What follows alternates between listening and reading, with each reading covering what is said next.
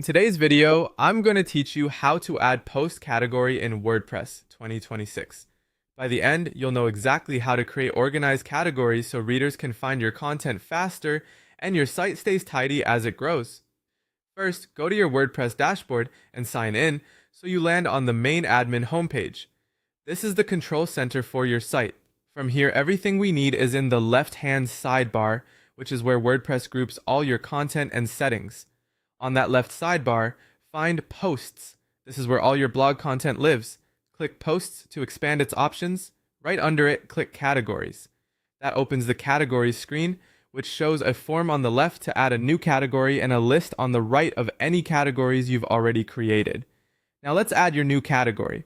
In the name field, type the category name exactly as you want it to appear to readers. Keep it clear and specific. For example, travel tips is more helpful than just tips.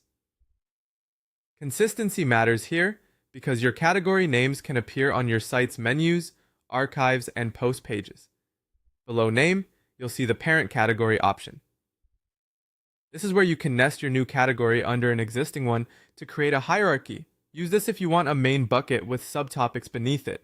For instance, you might have travel as the parent and Europe as the child. If this new category should stand on its own, simply leave the parent set to none. Creating a thoughtful structure now makes it much easier to keep content organized later. Next is the description box. This field is optional and some themes don't display it on the front end. Still, it's useful for clarity. Note what belongs in this category or the type of post you plan to place there. Keep it short and to the point.